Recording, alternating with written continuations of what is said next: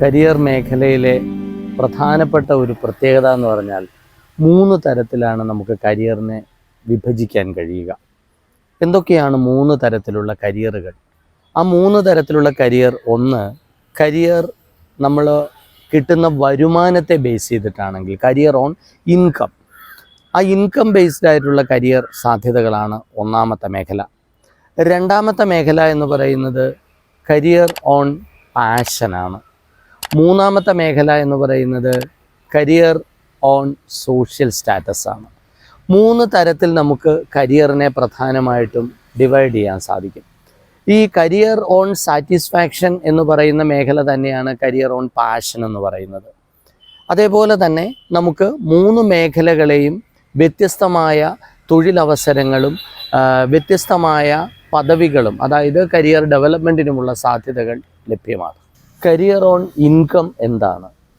നമുക്ക് ശമ്പളം വളരെയധികം കിട്ടുന്ന തൊഴിൽ മേഖലകൾ, ഉദാഹരണത്തിന് നമുക്ക് ചാർട്ടേഡ് അക്കൗണ്ടൻറ്റോ അല്ലെങ്കിൽ മാനേജ്മെൻറ്റ് പ്രൊഫഷണലോ ലോ പ്രൊഫഷണലോ ഒക്കെ ആണെങ്കിൽ ലോകത്ത് ഏറ്റവും കൂടുതൽ ശമ്പളം കിട്ടുന്ന, ഏറ്റവും കൂടുതൽ പണം സമ്പാദിക്കാൻ കഴിയുന്ന തൊഴിൽ മേഖലകളിൽ പെട്ട തൊഴിൽ സാധ്യതകളാണ് ഇതൊക്കെ. അപ്പോൾ അവിടെ ധാരാളം പണം നമുക്ക് കിട്ടും. പക്ഷേ പണം സമ്പാദിക്കാൻ ശ്രമിക്കുന്നതിൻ്റെ അപ്പുറത്ത് നമുക്ക് പലപ്പോഴും പേഴ്സണൽ ലൈഫ് നല്ല രീതിയിൽ നഷ്ടപ്പെടുന്നതായും വളരെയധികം എഫേർട്ട് കരിയർ ഡെവലപ്മെൻറ്റിന് വേണ്ടിയിട്ട് എടുക്കേണ്ടതായും വരുന്ന സാഹചര്യങ്ങൾ നമുക്ക് കാണാൻ കഴിയും.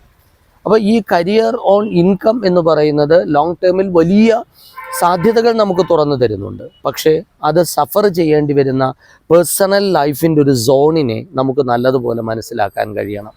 നമ്മളെ സംബന്ധിച്ചിടത്തോളം അടുത്ത പ്രധാനപ്പെട്ട ഒരു കരിയർ സോൺ എന്ന് പറയുന്നത് കരിയർ ഓൺ പാഷൻ അഥവാ കരിയർ ഓൺ സാറ്റിസ്ഫാക്ഷൻ ആണ്.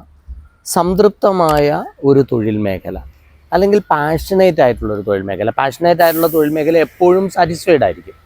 ഇപ്പോൾ ടീച്ചിങ് പ്രൊഫഷൻ, സോഷ്യൽ വർക്കൊക്കെയാണ് ലോകത്ത് ഏറ്റവും സാറ്റിസ്ഫൈഡ് കരിയർ എന്ന് ഇൻ്റർനാഷണൽ ലേബർ ഓർഗനൈസേഷൻ വിശേഷിപ്പിക്കപ്പെട്ടിട്ടുള്ളത്.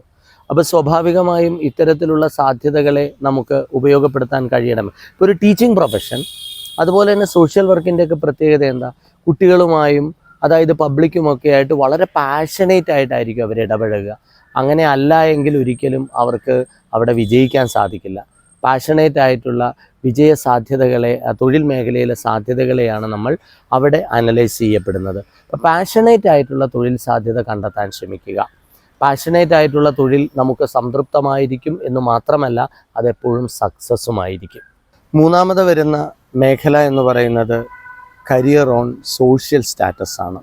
സാമൂഹികമായ ഒരു സ്ഥാനം ലഭ്യമാകുന്ന തരത്തിലുള്ള മേഖലകളാണ് ഇവിടെ പ്രതിപാദിക്കപ്പെടുക.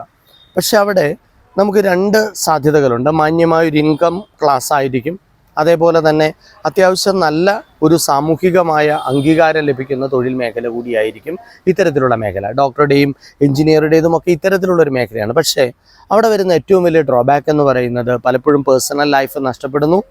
പണം ധാരാളം സമ്പാദിക്കാൻ കഴിയുന്നുവെങ്കിലും നമുക്ക് വ്യക്തിപരമായ ആവശ്യങ്ങൾക്ക് വേണ്ടി സമയത്തെ മാറ്റിവെക്കുന്നതിൽ വൻതോതിൽ പോരായ്മകൾ സംഭവിക്കുന്നു എന്നുള്ളതാണ് ഈ ഒരു തൊഴിൽ മേഖലയുടെ ഏറ്റവും വലിയ പ്രത്യേകത.